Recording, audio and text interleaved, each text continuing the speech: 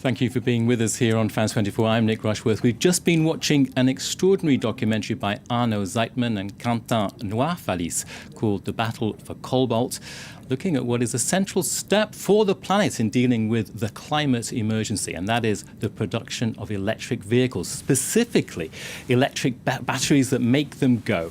Now, as we heard in that documentary, takes 10 kilograms of the mineral cobalt to make that electric vehicle battery work. The main source of the mineral, as we heard, is the Democratic Republic of Congo in Africa. Now, among the pull-out quotes, for me anyway, in the documentary were, the DRC is almost like the Saudi Arabia of cobalt. In contrast to that, we heard cobalt is tainted by human rights violations. Now, that documentary looked too at Finland in Scandinavia, where there are extensive cobalt deposits, but where mineral extraction is raising concerns about heavy metal pollution. One of the quotes in the Finland section of the report asks, does a car buyer want hazardous waste delivered at the same time as they get their electric vehicle? On an upbeat note, we heard that the cobalt in an electric vehicle battery can be recycled. We heard of an endless recycling loop that could succeed in reducing dependence on mining. So within the DRC itself, we heard that there are three main issues: forced displacement, pollution and corruption over mining concessions. Now, to join me for discussion on that report, I want to turn to three people. We have Ben Katz in the studio, who is from the OCD. He is a mining specialist in monitoring these things. Also, we have in Brussels Arnaud Zeitman, who made the report itself, along with other people.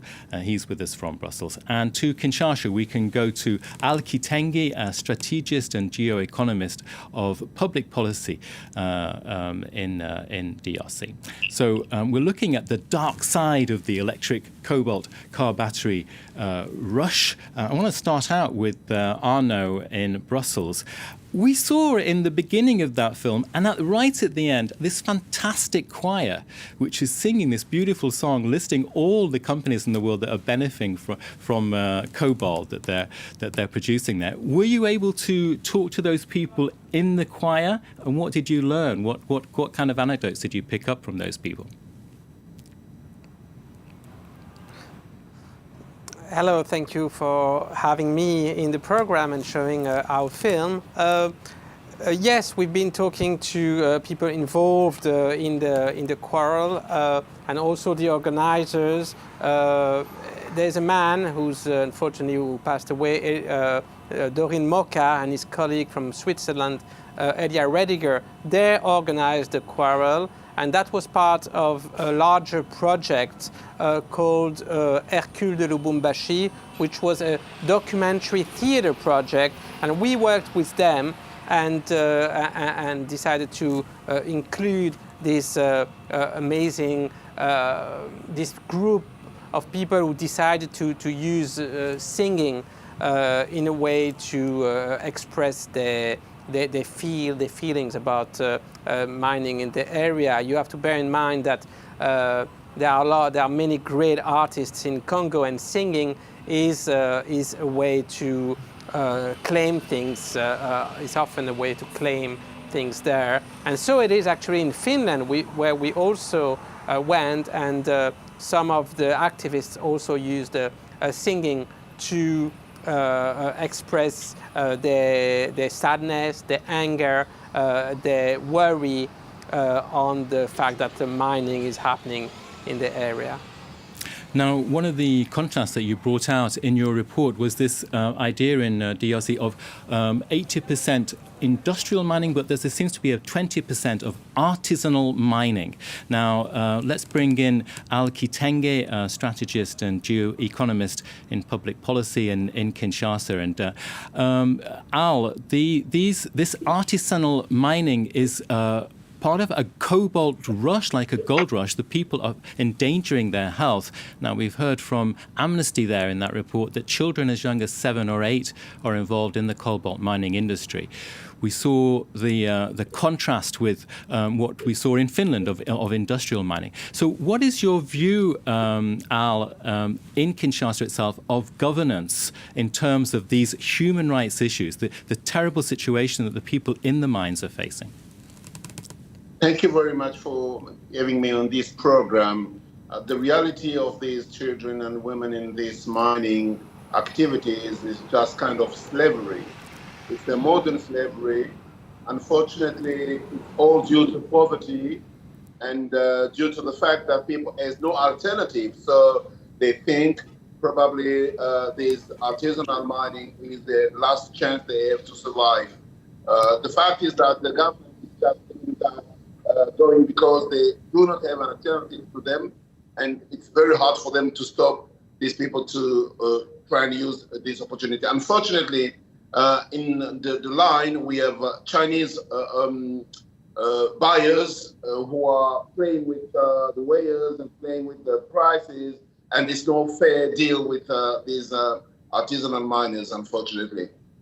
Okay, good point. We're going to go to talk about China, of course, a little bit later. But I want to pass on to Ben Katz. We've known about these mineral supply chain issues for quite a while now, for a long time. Human rights standards have been there.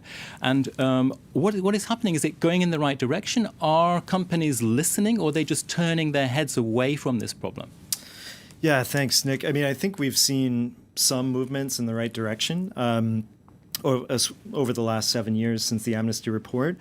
But I do think, unfortunately, there haven't been always the right reflexes by companies. So, for example, we saw a lot of risks in the documentary that stem from industrial mining, from large-scale mining, that often are overlooked because companies have a habit of trying to oversimplify the situation. So we saw corruption, we saw environmental risks, other risks that tend to be ignored because companies kind of try to think of the sector as large-scale mining being relatively lower risk and artisanal mining being higher risk, when in reality the situation is really much more complex.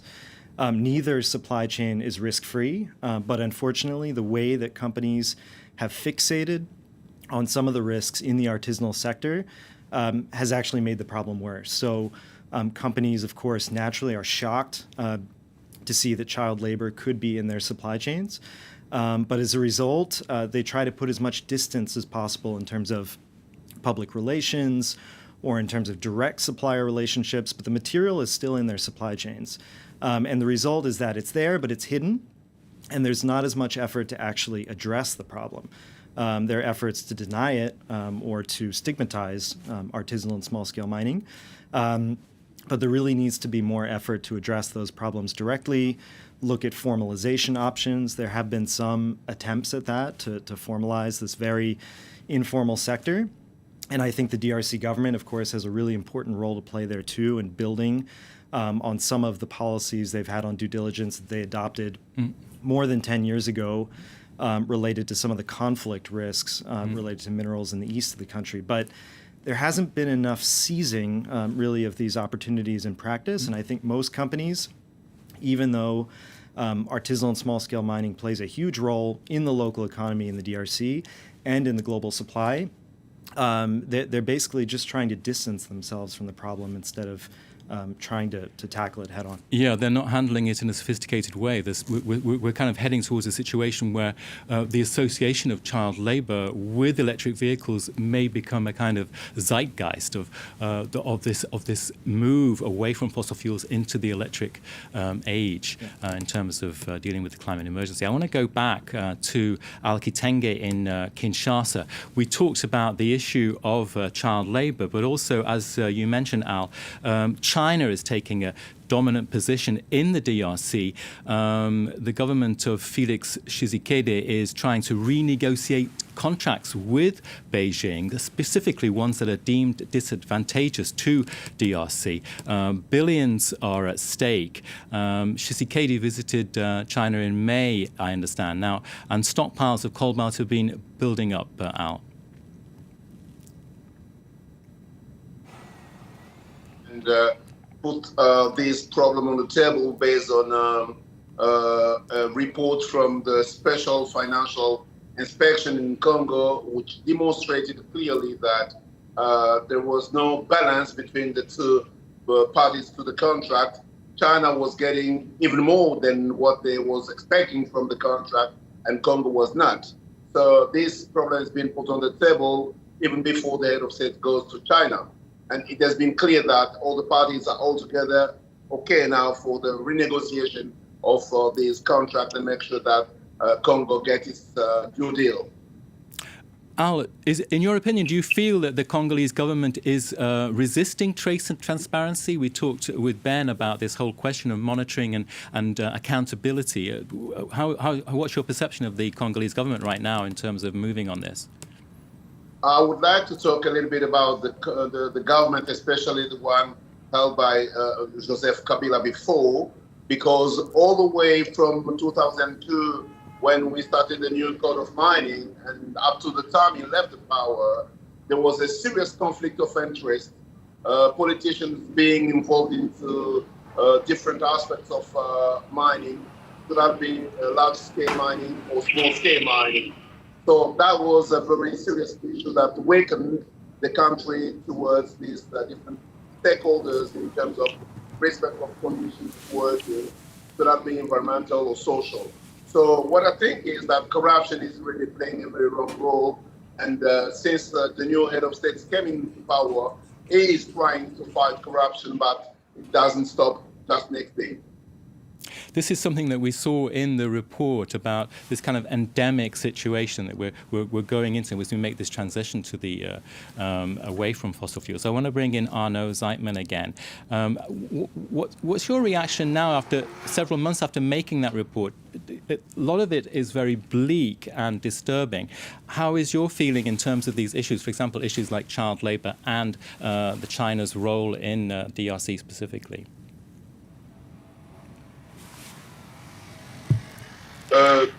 If you want my opinion on that... I was actually going to talk to Arnaud in Brussels about that, the filmmaker. Arnaud, did you get my question? Yes.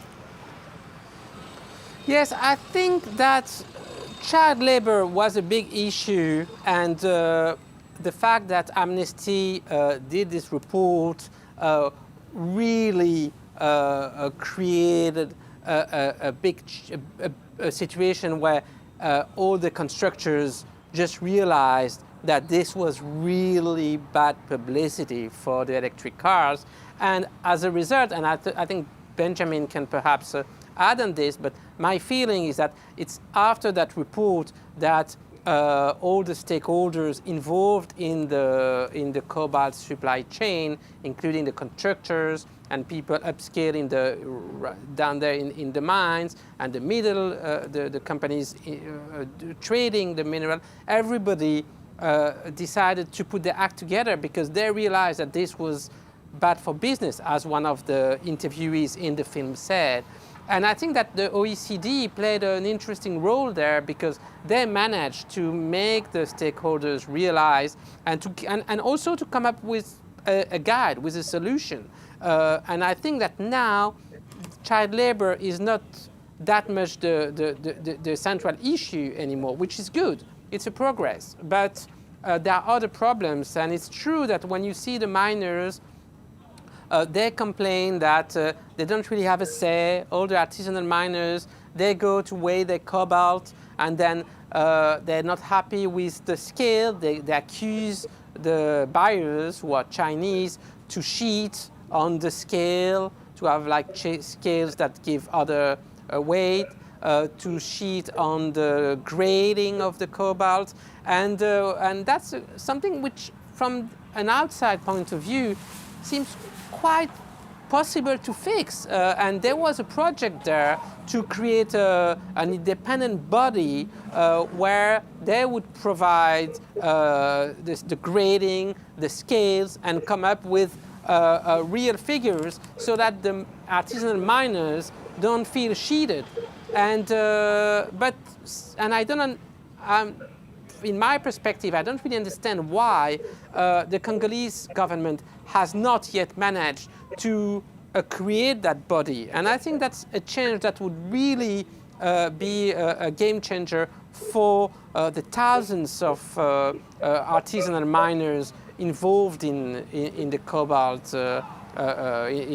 mines. I don't know what Benjamin, if Benjamin has a better understanding, or perhaps Mr. Kitenge, on why they haven't not yet created that body that they had announced already back in 2019 when we filmed when the OECD meeting that we filmed for this film took place in Kolwezi. Ben, I understand that you were at the Kolwezi meeting in 2019. What is your feeling about progress? Yeah, I mean, often it's a question of kind of a couple steps forward and maybe one step back, or it's kind of difficult to tell sometimes. I think the meeting in 2019, I think we felt that there was an atmosphere of consensus, a positive atmosphere, even if there wasn't complete alignment between all the different stakeholders. And I would say, yeah, we have been disappointed in terms of acting on some of the recommendations that I think the group agreed on at that meeting. I think it's a complicated picture, but a lot of it does have to do with creating a viable and legal space for formalizing this highly informal artisanal and small-scale mining sector on the one hand. And I think that, as Arnaud mentioned, there have been steps taken by the Congolese government that in some sense may need to be further materialized and made concrete. But I also do think that certainly companies that are both operating in the DRC, there's no excuse for just waiting for the Congolese government to act. There are things that they can be doing through their due diligence, through responsible business conduct now that aren't being done. I mean, I think there was some very poignant commentary in the documentary about corruption risks, how you'd never say, when it came to child labor, well, we're waiting for a conviction before we're going to do something about this issue in our supply chain. And the same should be for corruption and other risks as well. And that's not being done. And I think also that there's an attitude on the part of companies all throughout the supply chain that is self-defeating in a sense when it comes to artisanal and small-scale mining. They're so risk-averse at touching the issue that even within the current legal framework, which maybe does leave some space for ambiguity, they're sort of stuck. They're kind of paralyzed. Many companies, when they don't need to be, even on concessions where the legal status of artisanal and small-scale mining may not be completely covered by the legal framework. In the OECD due diligence guidance, there's a provision for legitimate engagement with artisanal and small-scale miners, and that's not really being that spirit is not really being embraced by companies. I want to go back to Kinshasa and Al Kitenge. Kitenge, can you hear me? Yes, I can hear you. I was struck by one quote in the piece thing that DRC is the Saudi Arabia of cobalt. That is a very powerful statement. We all know about the myriad of thoughts that come to your mind about that. Within people in DRC itself, they're seeing this vast wealth, billions under their feet. We saw the man walking over the sand, which says, is this sand? No, it's actually cobalt. That is billions of dollars worth of resources. Is there a sense that we have Felix Tshisekedi going for election in a few months? Is there a sense that these issues of corruption, of the negotiating this journey, is that working out? It's absolutely working out because what he's trying to do is to get the local companies working in the mining sector to be responsible on a social corporate responsibility and be able to do whatever is planned by the law. This one. Second thing is that I was saying, should it be in large-scale mining or small-scale mining, the problem was the conflict of interest. We have army people, we have politicians involved in all this type of mining, and it doesn't make things very easy even for Tshisekedi himself, because he's now have to fight not only to make sure that companies respect the rules and small-scale miners have solutions, alternative solutions to what they're doing, but is also fighting against politicians and against the people with interest in the mining. So you see, it spreads his efforts and it makes him quite weak compared to what he's supposed to be doing in the change of the paradigm. What I'm trying to say is that there is more than just solving the problem. Poverty in this area is huge, and it will take a bit of time to move from non-managed situation to managed situation. Thank you so much, Al. I want to go to Arno in Brussels. There's a sense there of some optimism and upbeat news, but overall the report of 49 minutes is actually quite bleak. I wanted to ask you if you felt that is there a way out? Are we going to come into a phase where the cobalt rush cannot be exclusively harmful to people who are involved in it, that can be managed? A country like the DRC can develop structures and governance which makes this transition work, because it's in everybody's interest, because that is the future. The cobalt is the future. We have to have electric vehicles. There's no choice, and there are very few resources. What can you say that is upbeat in terms of making that? Well, I'm sorry, but I'm not as optimistic as Mr. Kitenge. I think that, and I don't want to be judgmental, and it's not my role, of course. But my impression is that impunity is the main cause of many of the problems of Congo, and having lived there permanently as a full-time correspondent for France 24, actually, and other media for about 10 years, I think I might have a right to say that what I've observed is that impunity has continued. And still now, it's surprising to see that even within the government, you have very prominent politicians who were accused of massive money embezzlement, like Mr. Kamere, for example, who were sent to jail, and then after a couple of years, maybe, they're brought back as minister. He's brought back as a minister. And so is Mr. Bemba, who also had problems when he was in. But so it's a bit surprising. I think that many people had high expectations of President Tshisekedi, and what is seen now is that, and I was in Kinshasa about a month ago, and what people say is that there's less violence so far, and there are things, there's been some construction, but the level of corruption and the lack of independence of justice remains a big problem. And given that context, I think it's difficult for a clean mining sector to develop, and particularly a mining sector that would benefit those who live there and who so far